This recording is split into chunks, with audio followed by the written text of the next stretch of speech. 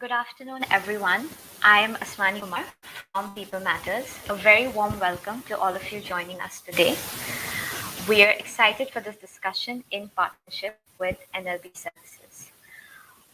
In this discussion today, we will be talking about investing in the talent pipeline. What are the solutions your business needs? As talent continues to be one of the key variables in any business transformation agenda, equally important is finding the solutions to steer your hiring strategies in the right direction.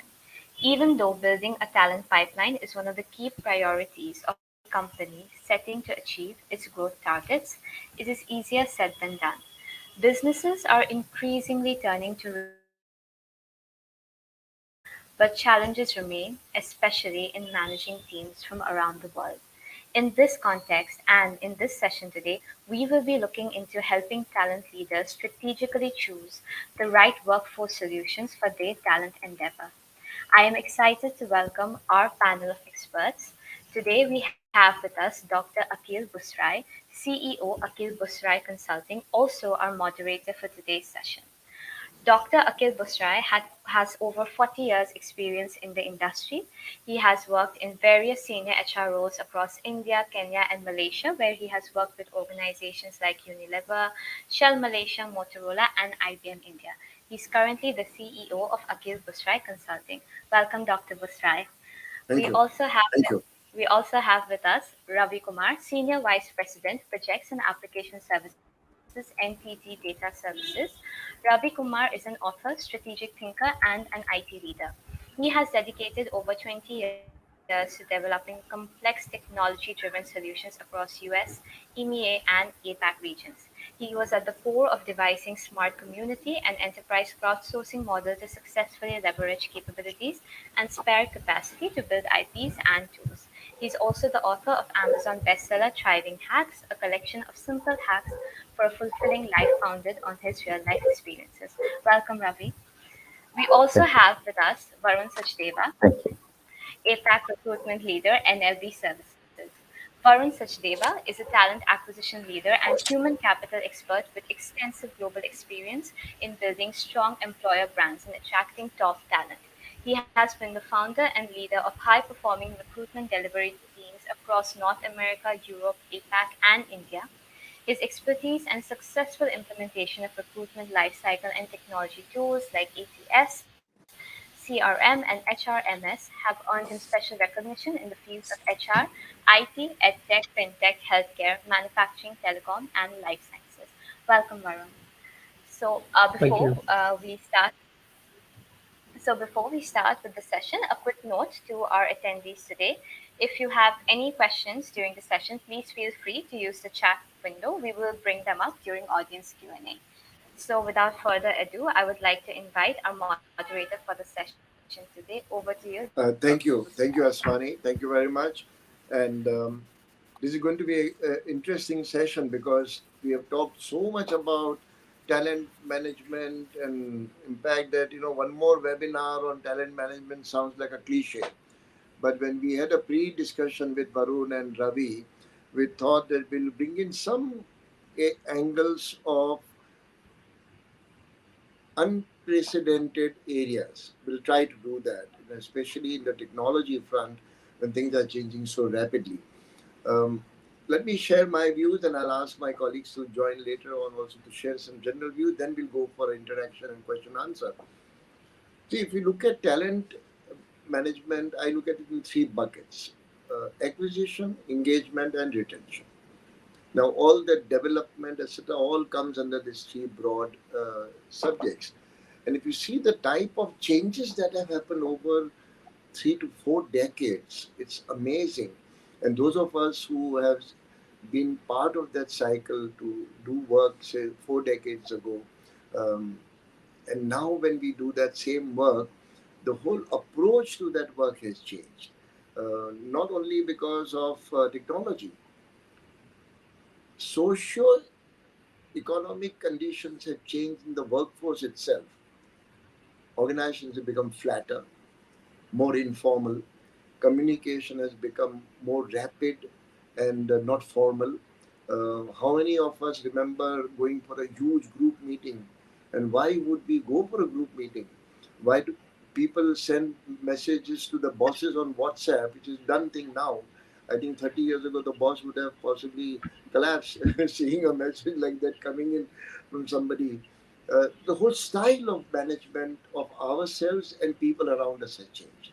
And that all that has impact. So let me just briefly touch upon acquisition. If you look at the acquisition process, and in my half my career with Unilever was very stringent on acquisition process itself, and it was famous for acquiring some of the best talent across the globe. And the secret was that involvement of senior managers and time spent on recruitment. There were several rounds, group discussion in the campuses, personal interviews lasting to midnight, sometime campuses, then calling them for final round of discussions. As a head of recruitment in one of my avatar, it was a nightmare to have 11, 12 candidates seen by minimum two vice presidents. And sometimes the chairman would insist on joining the panel for a whole day. So that was the investment that the company made in selecting people. A couple of years back, I was in Unilever headquarters in Blackfriars in London, and I met one intern who had joined, who had come to Unilever House in headquarters. She had gone through 3 rounds of interviews, all video interviews, and in one round, some 26 points on her face was recorded for authenticity, twitching of the eyes, muscle tightening, pupil movement, etc. And that data was compared with 165,000 odd database to determine the certain aspects of authenticity of that person or fit. Now, having gone through that, the selection was almost over. When she came to the Blackfriars office of Unilever, she had come, she was the first human being she had met.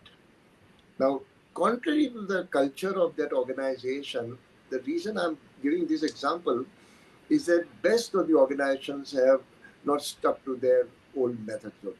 They've adapted, they've adopted. And in adapting and adopting, they've moved with the times. And that is where the beauty of this change happens. In engagement, um, earlier it was feeling the pulse, frequent meetings, focus group, chat rooms, go around for a cup of chai together. In one of the BPOs, they have this cameras in the workplace, which is rather intimidating for a person like me, but it's reality. And they had something called mood meters. So every 2 hours or 3 hours, there would be a report coming in based on the images that would be scanned in the hall. How many faces were smiling, how many were scowling. Now, I find, so I asked the CHRO, so I said, what do you do with the data? If people have not smiled in the last 2 hours, what do you do with it? And that is the learning part that I want to highlight here. Technology, for the sake of technology, is really not desirable. And I was sharing with Varun earlier before we joined the call that when ERP came in, everybody was nervous not having ERP. We'll be left behind. We'll be considered as we are in Jurassic Park.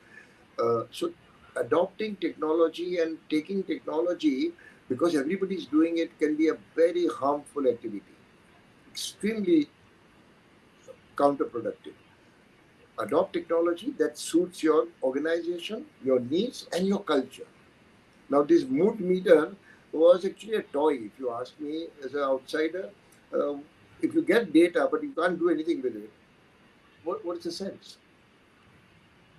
So one has to be very careful that following the herd, and it's not a fad. Technology is here to stay and must be utilized as an augmented technology to supplement our judgment, to help us take a better judgment. Data is important. Now, one last example, about 12, 13 years ago, when I was in IBM, we were experimenting with predictive attrition. It looked like a storytelling at that time. How can you predict attrition? Because certain parameters are fed into the system, an algorithm is prepared. Now, if I submit my report late or bunk on Mondays and Fridays and come late for meetings or take unplanned leave, then there are some guys who would be wise enough to say, oh, all these signs means so and so person is disengaged, and if the person is disengaged, the person might leave. These are all assumptions. But the technology is there to collect a lot of junk data also, filter it out, use some of it. But in our case, we realized that we were able to use that predictive analysis very sensibly. And over a period of 2 years, we were able to bring down attrition by almost 1.32%. Now, when you're hiring 17 to 1900 people each month, joining, not hiring, just making offers, but joining, that 1.3% means millions saving. So the point here is that as we go along, get excited with technology, get energized by what new technology is coming in, but use it sensibly, but it is more applicable to benefit the business and the role that we support the business in growing the business itself. The social cultural activities, I'll not go too much in depth into it, but with the younger generation, these old hierarchical ways don't work. And this is a cliche to say this in a forum like this, but some of the senior leaders will have to relearn how to work as leaders. And and that is where the feedback mechanism that is now available, instant feedback, one up feedback, leaders feedback, whatever name people are using, I think those are the areas on which a lot of improvement will come around the work culture. So with those few thoughts, now I'll invite Ravi to share his viewpoint. Ravi, over to you, sir. Thank you, Dr. Busrai. Hello, everyone. To be honest, I think we are in a very exciting times, so to speak.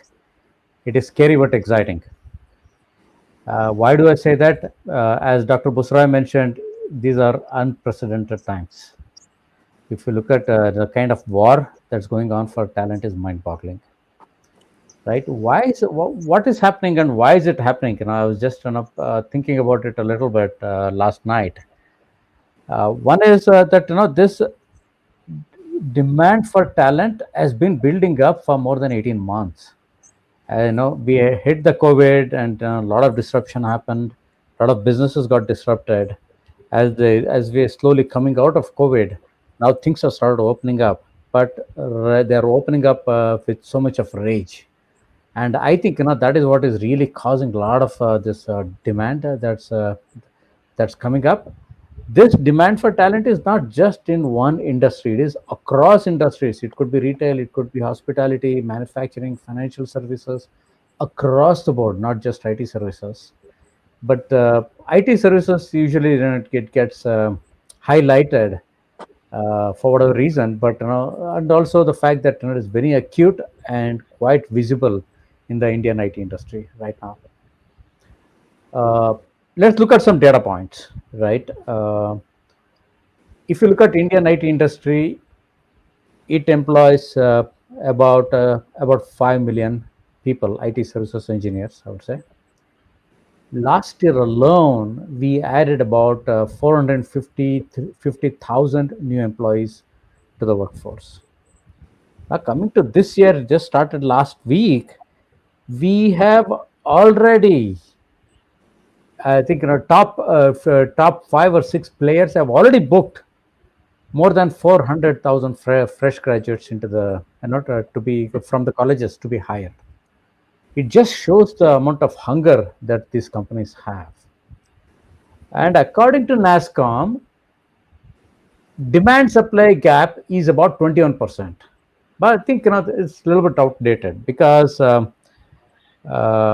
based on my calculation, looking at the demand that we are seeing, and the kind of no-shows that we are seeing, I think the gap is anywhere between 30 to 32%.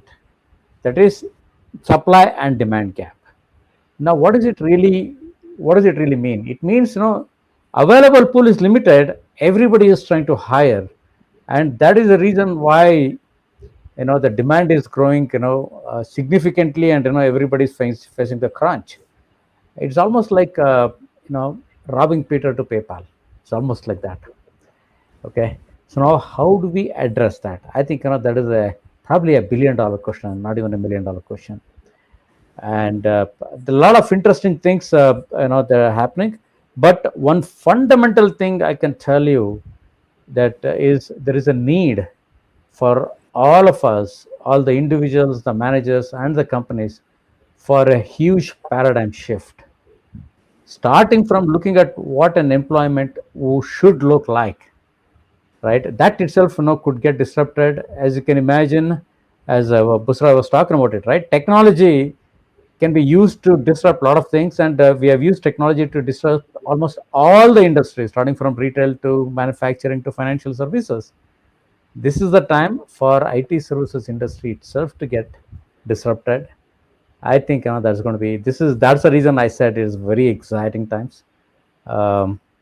Let's see where that goes. A lot of interesting thoughts are coming up as we proceed with this conversation. Dr. Busra and Varun, I look forward to having some interesting conversations on this. Thank you, Busra. Good pointers, Ravi. But as we go post-COVID, one of my prediction from my own viewpoint is that all these need boxes and organization charts that we have will get blurred. Yes. There'll be a tremendous demand for more for less. And as a result of that, all this luxury of that Ravi will do this, Akhil will do this, and Varun will do this, so and so will report neatly, they're likely to get blurred. And there is a very good possibility that 2 boxes will do 3 boxes work. Now, in that context, where does your theory that demand is increasing tremendously, where will that hold? Yeah, so it is, the way I look at it, Dr. Busra, is that demand is so high. Yes, I think one of the things that I was thinking about is the reason I mentioned employment as a concept, it should get disrupted, is we, majority of the times, at least in India, right, we do full-time employment, right? And yes, there are contractors and stuff like that, but majority full-time employees. But full-time employees, how are they utilized? Are they utilized fully or not? And to your point, should they be doing only one type of job, or should they be doing multiple types of job? Right. With that, probably there definitely is a good amount of absorption, so to speak, the industry can take, just by shuffling the workload around between the people. But that still is not going to address all the demand that's out there. Okay. So. Yeah, I think it's going to be a combination of solutions that I think we should be. And I like your concept that shuffling means reskilling, and you'll generate your demand is there, but you'll generate a supply also within the organization. So we'll cover this one as we go along. Varun, over to you, sir. Sure. Thank you, Dr. Busrai and Ravi, for sharing your wonderful insights about how the talent trends are changing around us. I have been in the industry for over 2 decades, and I can surely say that last 2 years have been absolutely disruptive. And the recruitment ecosystem, if we look at it, the most important components today are speed and quality. That's what all the organization, irrespective of the business domain, that's what they are looking for. And if we have to address these 2 challenges, of speed and quality in the talent acquisition space, I think talent pipelining is the fundamental area where the organization need to focus. And in the last 2 or 3 years or so, talent pipelining has gained a lot of traction. And but we really need to understand that, is this a new concept, or it has been existing forever? So if I may use a cricket analogy, around the late 90s, the Indian cricket team was heavily dependent on Sachin Tendulkar, and getting him out, early in the innings would actually mean that India would lose the match. Cut to 2011 World Cup, we had bunch of world-class players who could share the load and take us to the winning side. So what had actually changed during that period? It was our commitment to building a pipeline of great cricketers who could be equally trusted and depended on. If I just take another example, there has been a lot of discussion about, Mangalyaan, India's historic mission to Mars in 2014.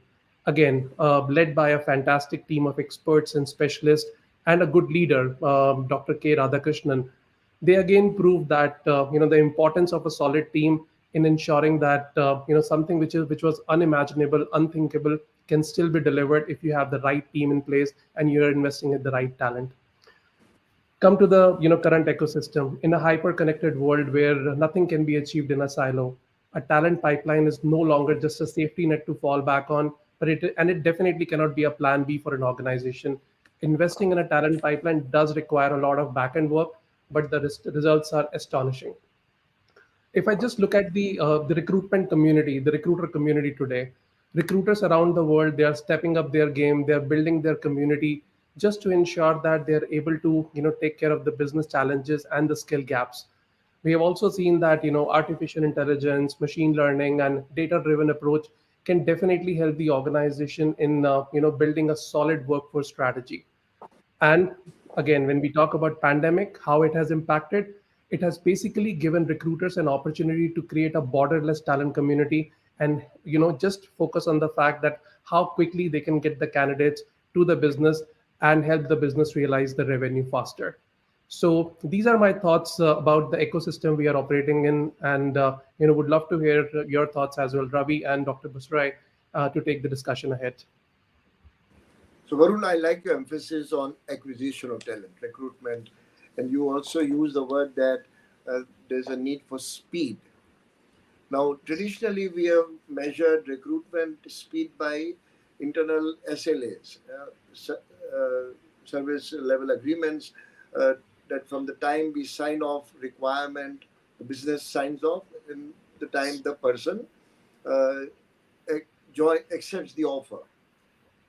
That has been varying from anything between 25 days to 40 days.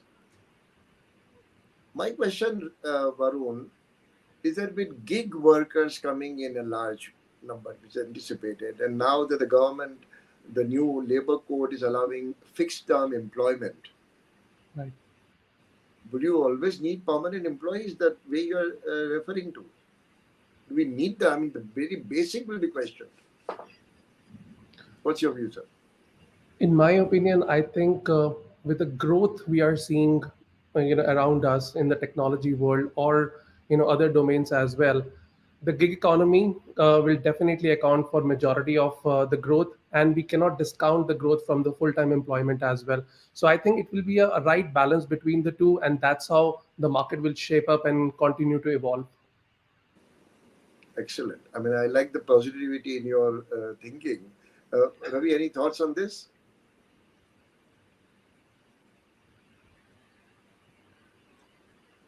You're muted, Ravi. Ravi, you're muted. Sorry about that. Yeah. So when you talk about gig economy, gig workforce, you know what? I don't think any company in this world can escape from the concept of gig workers. Okay. I think a lot of us have been very slow to getting into that. Especially in India, right? We have not embraced it as much. In the US also, I think it's happening in in some pockets. But if you look at it as one of my conversations with Singularity University, Dr. Peter Diamandis, he emphasized the fact that the younger generation, they need flexibility. They are the ones who are highly ideally suited for gig kind of workforce, right? Where they get to choose the time, they get to choose the work, they get to choose when they work, when they don't want to work, and the only thing that matters is productivity. In order for the companies to embrace that, it is very critical for the companies to define the work, redefine the work. This is where the business models have to change dramatically, where instead of hiring the people for the hours, hire them for the work. The work has to be defined in such a way that the unit of work, it has to be very solidly defined. You should be able to measure the performance. We need to get to that stage, and it is inevitable. In my opinion, it is going to happen given the supply demand gap. There is no other way for us but to kind of start looking at leveraging our internal people, also getting into the gig workforce, so that we can attract more and more talent, and also start tightening our way of executing work for our clients. I think that's the only way. What you are saying is that the process of getting work and measuring work itself will change. Yes. But Ravi, by that logic, will the organizations tend to become transactional? Why invest Now, in development, training, you get people for X purpose, X Y amount of time, and pay them? not necessarily. I think, as Varun said, I think it's going to be a mix of that, right? Because the technologies keep changing. Even the gig work has to, it forces us to get, trained over and over, and, learning and unlearning becomes part of the game because things are moving so fast, right? So this is where, when I say business models need to be disrupted, one is delivering work to the clients. The other is how do you build up the workforce, right? That workforce, you can still pay them in the, in the model of, in a gig model, but they can still be full-time employees. So that is the, the puzzle that need to be cracked, I would say. But Varun, will this arrangement reduce the quality of output? Because this is like saying that you get somebody half baked and expect full work from that person. Of course, Ravi is right that even gig workers will have to update their skills and knowledge. Who will do that? Right now, the organization takes the responsibility of upgrading skills. Arun, what's your view? I mean, will this be reducing the quality of overall workforce? I don't think so. In fact, the quality will be, increasing, and it will be going to the next level. There'll be a transformation, as I mentioned earlier as well. So there will be a right balance between the full-time employment as well as, gig economy and gig workers. So to ensure that the workers are able to get the employment again and again, they're able to deliver projects. They will have to ensure that they're upskilling and reskilling themselves constantly and continuously, so that they can deliver on the projects which are assigned to them, and they can get more and more work.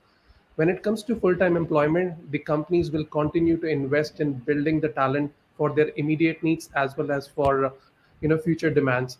And if we talk about investment in talent, let's look at the task model, wherein Tata Administrative Services, where a person who joins the organization actually works in every department to understand the nuances, to understand the overall working model before they are deployed on any project, so that they are able to contribute to the overall project, rather than just being there as a spectator and being a resource who is not contributing.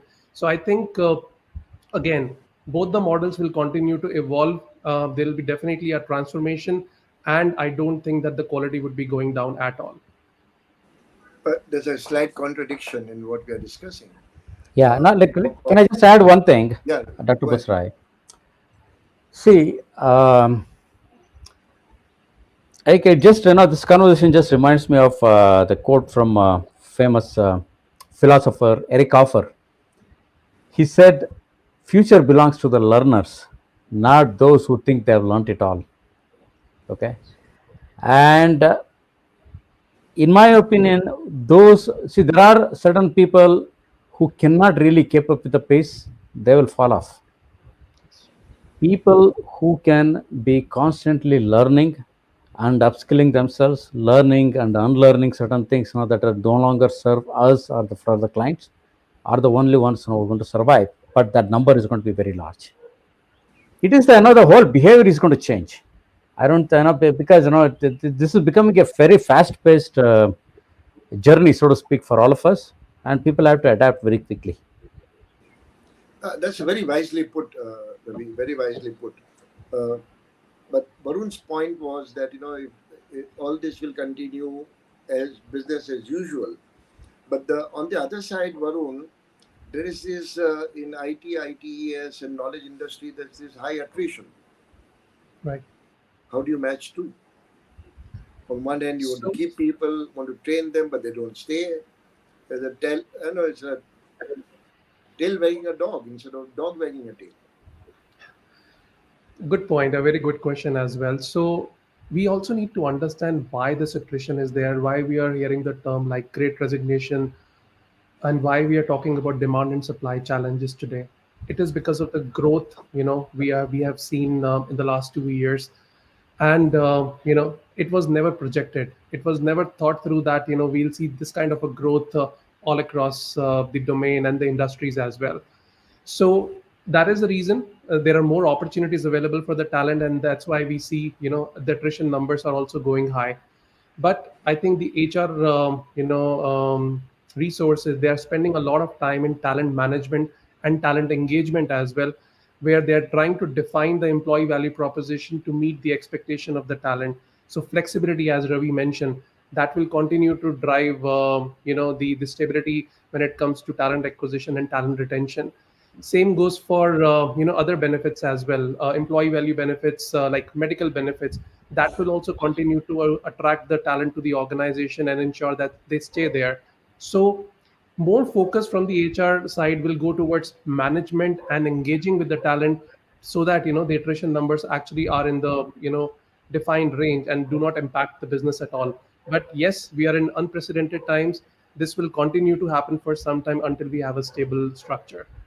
And Varun, extension of this, you say the demand has gone up, and that's why demand for more talent. What is your Yes. prediction in next 3 to 4 years time? Will the demand stabilize, plateau, or will it keep on rising? I think the demand will continue to rise, and the reason behind it is because all the organization across the globe, they have understood the importance of digital transformation, and every other organization is investing in digital and IT talent today. So when we talk about new opportunities, new expectation from the candidates, and what I foresee is India would become the global talent capital for the world. And how we can achieve it is, probably I'll give an example that we saw that during the pandemic, India became a focal point, for the vaccination, global vaccination drives. Similarly, we have immense potential to become a global talent hub as well. We can achieve it, what I call it as maybe a 3S principle, which talks about skill, society, and shareability. So what we have seen is upskilling and reskilling have already taken the center stage, along with forming meaningful connections and communities from within. The importance of gig work, we already spoke about that cannot be discounted now. It is taking a major share when it comes to the talented pool available in the market. With these components covered, I'm pretty hopeful that and confident as well that we can lead the talent market in the days and the years to come. So Mhm. the opportunities will be there, and we as a country stand a good chance of defining our wallet share on the global map. Good. Ravi, would you share this optimism? And one caveat that I would add, that 3, 4 decades ago, India had already become a talent hub for the world, Varun. It started. Yep. But the Yes. reason for that movement was cost arbitrage. Remember that? The labor That's cost correct. in India was one sixth, and I worked in Malaysia those many years in that part. And we realized that Philippines, with English-speaking population, with educated population, had slowly come at par with India. And at that point of time, we saw a downward talent push in India. So, with the type of compensation and benefits that India is now offering, do you think, Ravi, this edge will continue, or will we become one two, me too? No, I think this surge is going to continue. There is absolutely no doubt in my mind, for a couple reasons. One is you are absolutely right. Now, a couple decades ago, when this whole outsourcing boom started, it was all labor arbitrage, cheap labor. Okay, but now that is no longer the case. India, now we are able to do lot of high-end work, base, so to speak. Right, we have started moving up the value chain. Okay, it's no longer the the low end work that we do. We do a lot of high end uh, activities. For example, you look at your business analysis or design work or architecture work. uh, these kind of things, we have already started doing, and we have established ourselves a lot of the domain related work. In fact, for our own company, a lot of the domain experts are sitting here in India. Okay, so you don't need that. So those are that's the reason why I think that edges continue to grow, for the simple reason that India is able to produce a lot of highly educated people in the world. right? This is one of the things that we talked about, looked at. A lot of the If I companies have can looked at. interrupt, Ravi, Yes, yes, you say educated, are you referring to qualified people? Because there's that's a thing exactly, that for yes. degree. So are they really educated or just qualified? Qualified, yeah, of course, education is a basic. They are qualified, a lot of qualified people. In fact, a lot of the companies I know, including ourselves, right? Everybody looked at the talent in across the globe, different companies. Can we get? No other country can match the kind of scale that India can provide. I think that is that alone is enough, to really maintain that edge. I would say So very what's hungry your people, advice? by the You have way. senior Yeah. CHROs in this on this webinar, and what is your advice to those CHROs? How do you keep this edge? I think the fundamental, see, one of the thing, right?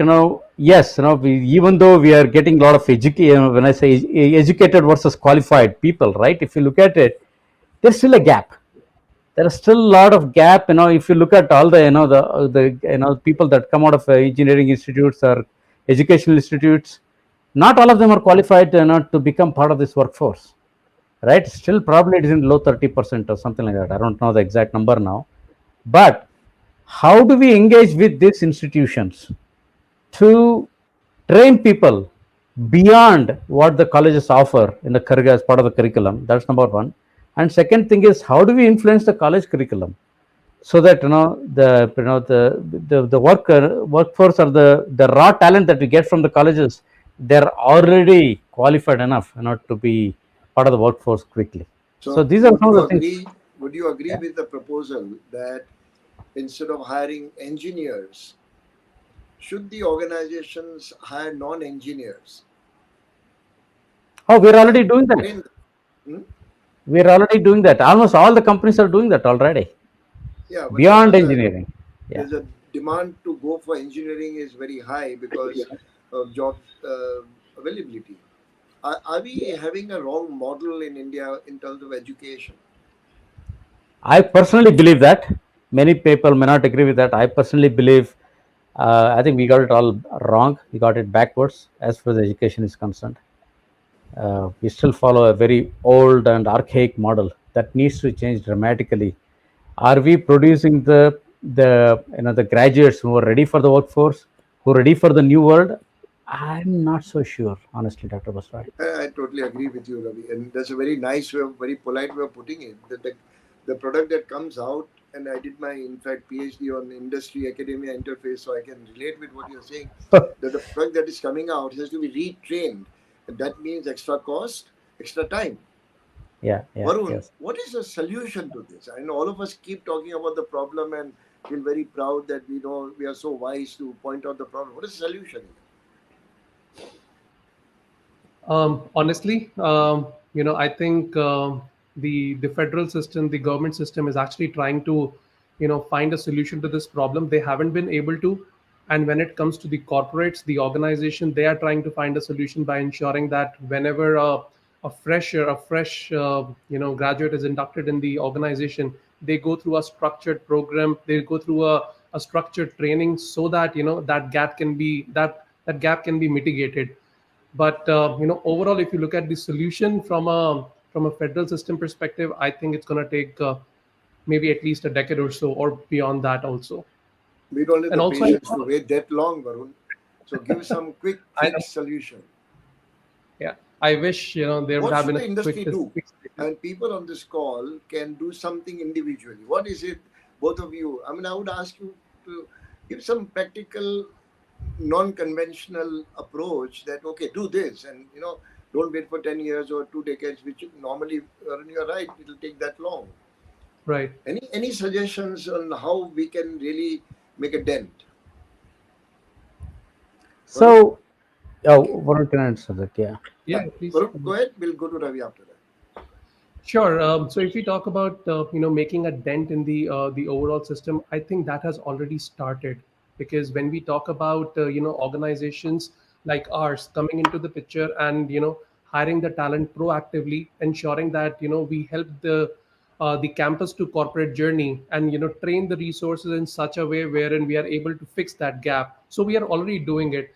So Yeah. organization like ours, the digital talent organization, can take the ownership and responsibility of bringing this change. And collectively, if we see the entire industry following that route, I'm sure the dent will definitely be visible. So, any particular example you can share, Varun, what you are doing? Sure. Right now, what we do is, when the students are actually in the third or the fourth year of their, engineering, we basically collaborate with the colleges. We also hire the resources proactively. The last 6 months, we basically start training them on the concepts and the live projects, which would definitely help them in getting into the corporate world pretty fast. Also, once they are done with that engineering course, we also take them through a structured boot camp training programs to ensure that their knowledge and expertise is up to the level where they can start contributing to the project from day one once they are employed. And we do it for multiple skills, and we do it in collaboration with our clients. And at our end as well, we are trying to build this talent community by investing and ensuring that it is readily available with us. So that's what we are doing right now. Amazing. And do the students pay for this service? No, it is 100% funded by our organization, and we take care of the cost. And then your organization takes the revenue from your client for this. Right. We work with So our this is like clients. a We run the finishing model school. cap.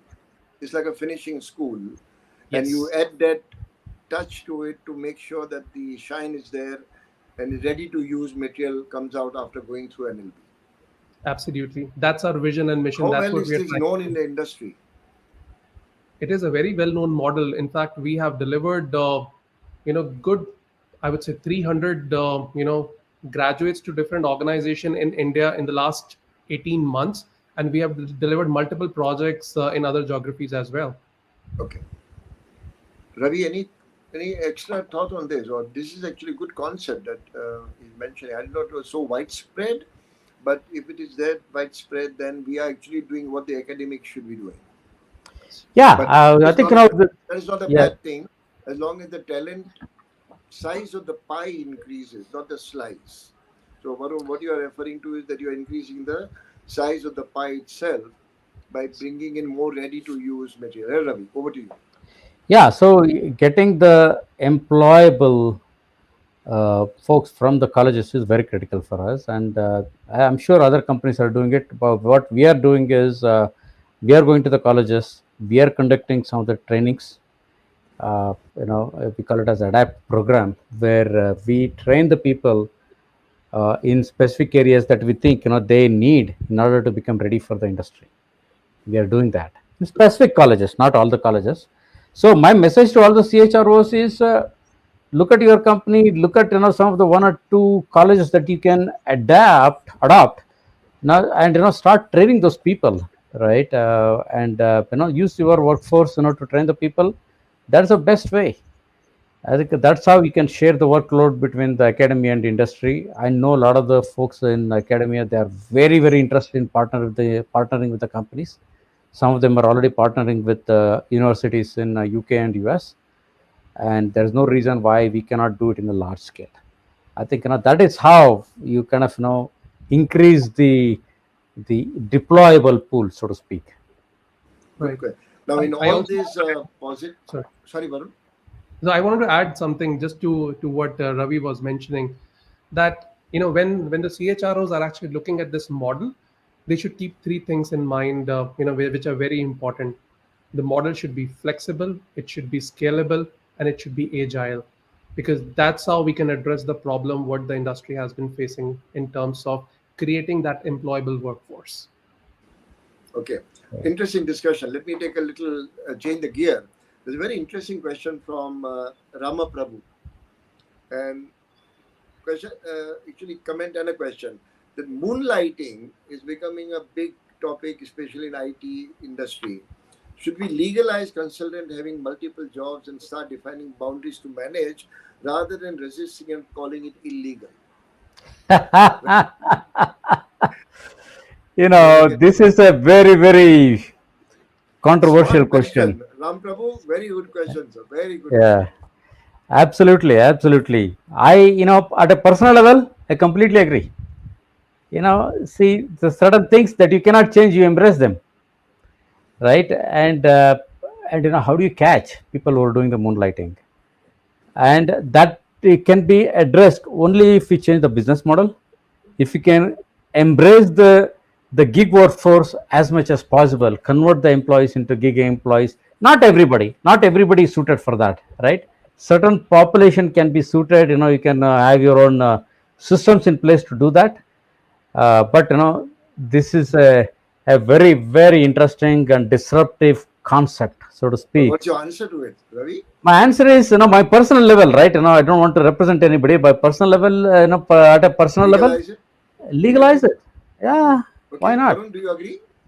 I agree to this. I think we should Agree. legalize it. In my personal capacity, I can say that. And how do you And protect the moreover, proprietary information then? so as Ravi was mentioning, that when we talk about growing the gig economy, gig workers, we are ensuring that they basically would be able to. They are anyways working on multiple projects, but it's just that they finish one project and then they move on to the next one. And not everybody would have the capacity and capability to deliver on multiple assignments together. So to answer your question, how do we prevent the data privacy, or the other legal The issues, proprietary. the proprietary issues as well? We'll have to think about it. We'll have to draft a policy. We'll have to ensure that the information which is shared with the gig workforce is also limited to the project perspective. Not the whole information is shared, but something will have to be done around it, because right now we are living in a world where it is happening. We know about it. It's just that how we can legalize it. And So if I that's can have the liberty to yeah. share my views, both of you. Yeah. Yeah, You don't have to legalize something if you can't control it. It's like saying that, it's unavoidable, so it's all right to legalize. My view is slightly different. You can not control by policing. You can control by building a culture. And that investment in culture building requires a lot of effort from the organization, especially the top leadership, and it has to be sustained over a period of time. There are some companies where whatever the temptation, they will not do something unethical. The employees will not do unethical, even if nobody's watching. Giving bribe, doing something wrong. Why? Because the culture has been developed in that person's mind because of the organization that they belong to. So I don't think we should throw the baby with the bathwater just because we can't control it. Say, okay, now everybody can do it, but as long as you do it in limited quantity, don't damage the company. Of course, it will damage the company. Do you agree that the proprietary information will not be generated? it depends. Again, Dr. Busrai, what kind of a work are we talking? Okay. Okay, that's the reason I said it has to be limited and controlled. Not everybody is going to be suited for that. I'm not saying that you cannot control moonlighting. That's why you legalize it. I'm not saying that at all. I'm saying probably in certain areas this is the right thing to do. Right. So that is the reason I think we have to look at it very selectively and see what makes sense, what doesn't make sense. Right. What can be legalized, what cannot be legalized. Of course, moonlighting as a concept itself is a big issue. And when it comes to the gig workforce, we are already doing a lot of contracting. A lot of contractors are already coming up, and in some sense, they're already doing that. It is just that some are part time, some are full time. Now, this moonlighting can be considered as part time, but provided this is something that can be done in the legal framework, and also something that can be done for the benefit of everybody. That's the only way I So look at it. maybe, Ravi, what we should do is invite Ramaprabhu next time in a panel discussion, ask him to answer his own question. Not a bad idea. Yeah. So, Ravi, so in talk of all this talent and shortage and supply and managing gig and moonlighting, how do you see the future demand for talent supply? Oh, you're asking me? Yeah. Oh, okay. So there are 2-3 things, Dr. Busra. I think it's going to stabilize over the period of time. See, if you look at it from since 1920s, right, it is a cycle.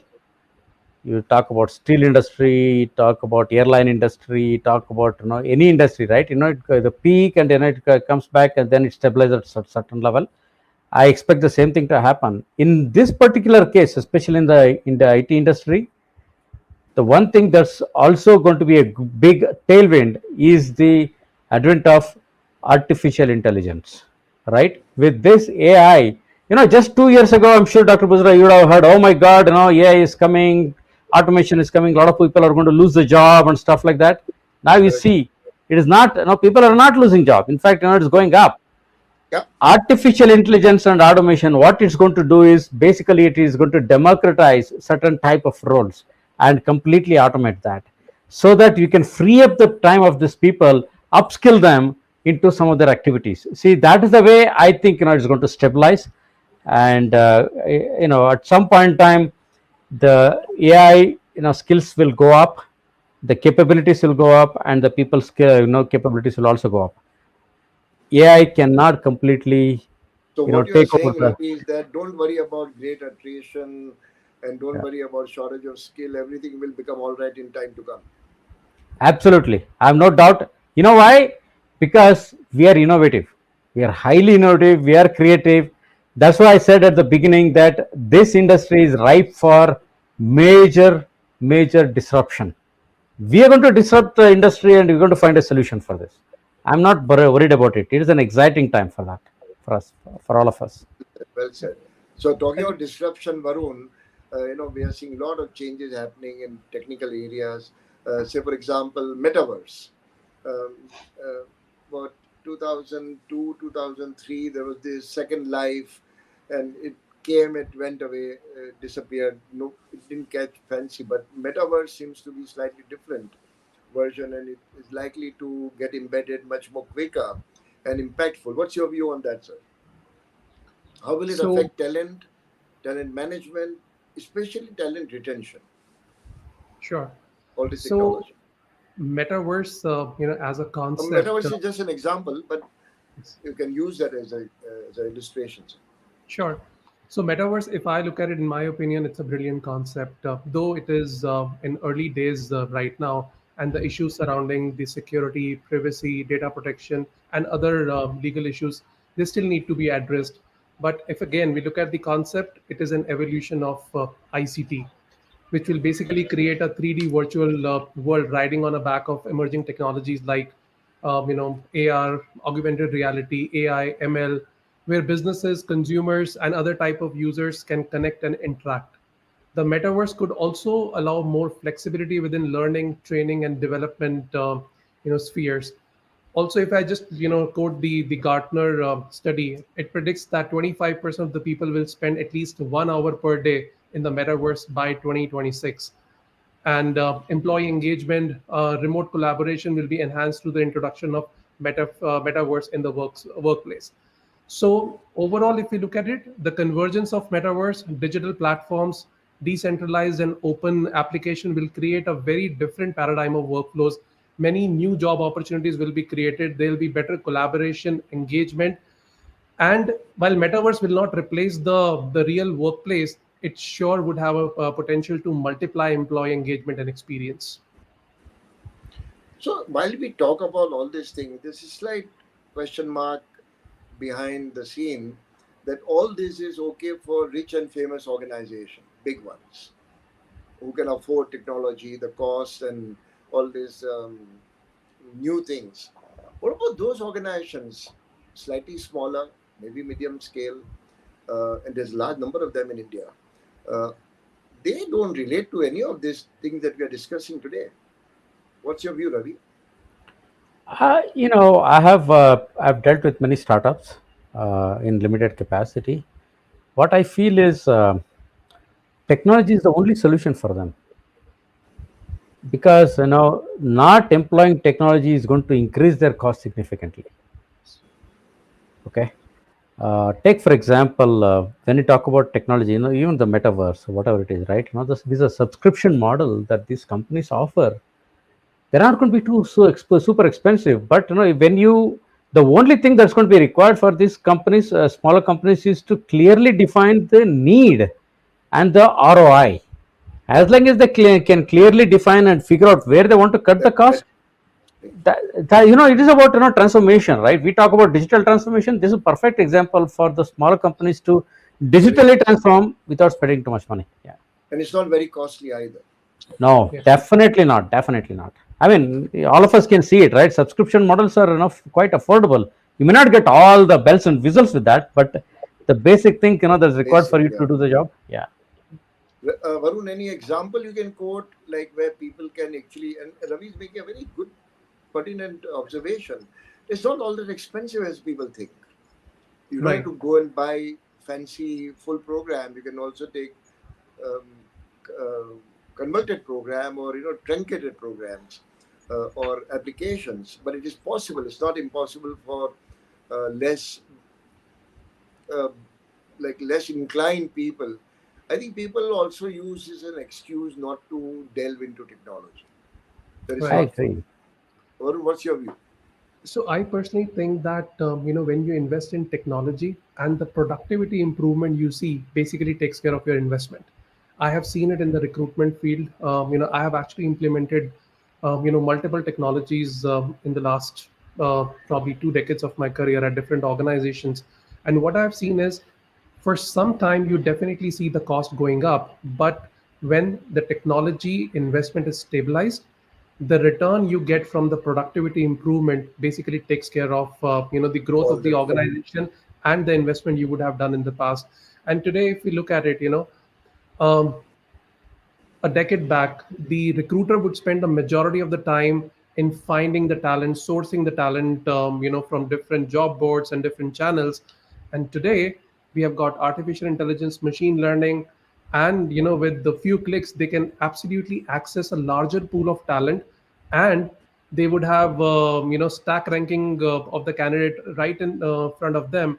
They can pick up the phone and probably just line up the qualified candidates for the opportunity, and thereby focusing on speed and quality, which is the biggest challenge in the recruitment industry today. So again, technology is taking care of the back end work and enabling the recruitment engine to be better and more predictive. That's what we are Varun, seeing. how do you measure the ROI? Normally, using technology is not very easy to have a direct correlation. What's your Right. advice? How to measure the ROI? Approximate, not accurate, but okay, you are benefiting something. How to Right. measure that? So in my team, in my organization, we use technology for every step in the recruitment life cycle. And if I look at the industry standard, we talk about that each resource should be able to make at least 3 or 4 placements per month. With the induction of technology, when we have a fresher getting into our organization, a recruiter is able to get to that level in about 6 months time frame. And if we have to double the number of placements we are making on a monthly basis as an organization, we don't need to double up our workforce. We probably just need to increase it by 30%, and the remaining work can be done by technology. So And will if the you quality suffer? not really, because the quality is actually evaluated by the technology platform itself. Ravi, do you agree with this? Absolutely. Absolutely, I agree with that. And I'm glad, Varun talked about it, as it applies to his particular company in the industry, right? This technology, it applies across the board, Dr. Busrai. I'll just give one example. I know we're running out of time. You, not necessarily related to IT industry, you take a look at starting a company, right? To start a company, just about a decade ago, it required you anywhere between 150 to $250,000, right? Bare minimum to set up a company. Today, you can set up a company with less than $1,000, right? All you need is an online store, and you are ready to go.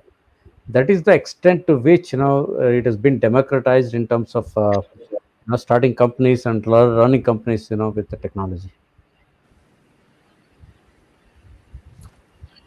Um, One quick off the cuff. What is the big disruption you anticipate next?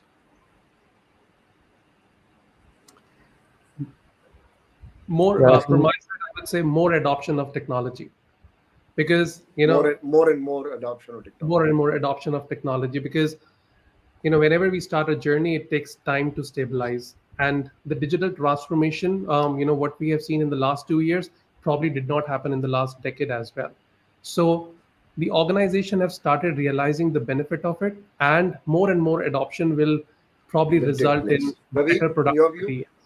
what's your view? In my view, very quickly, yes, technology is, just with as it relates to IT services, as I mentioned, the pool is limited. We have no choice but to disrupt ourselves, and I Nature think of we work is talked. like that. Yeah, Nature of two work is things is like, one is to figure out a way to leverage internal resources through the smart movement. Second thing is I hire more readily deployable people, make the talent pool available, readily deployable pool available. And third thing is use the technology, artificial intelligence, so to speak, specifically to leverage, so that you can move the mundane work out of the people's jobs, so that yeah. you can leverage people better. Like it happened in coding 10 years, 12 years ago. There was so much time Yeah, spent on coding. Now, who talks of coding at yeah, low code. Yeah. Yeah. all? Both of you are authors. I don't know whether the audience knows. One 6 months ago published a book. One is going to publish a book in next 6 months. So, what is your advice to people on this call in this all this discussion that we had on talent management going forward, futuristic advice as an author and as a thinker, as an opinion leader?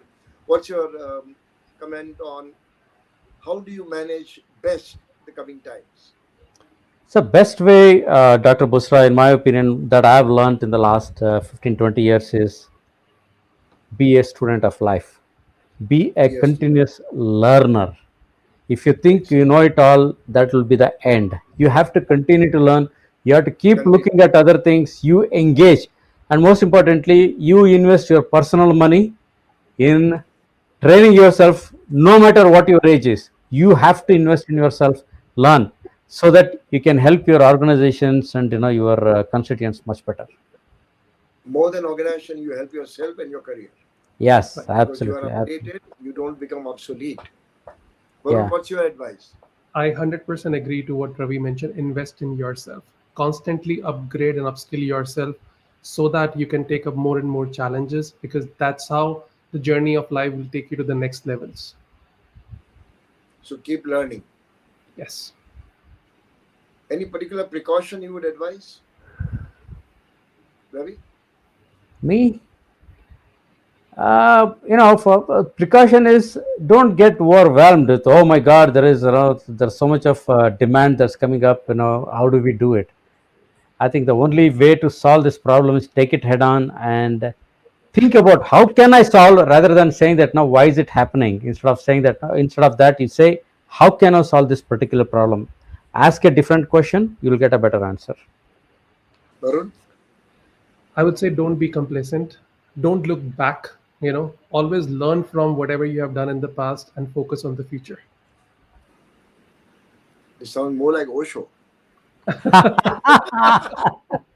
No, but on a serious note, both of you are touched upon very practical aspect of managing change. It's not easy. Disruptions are going to continue. In fact, it'll continue more quickly.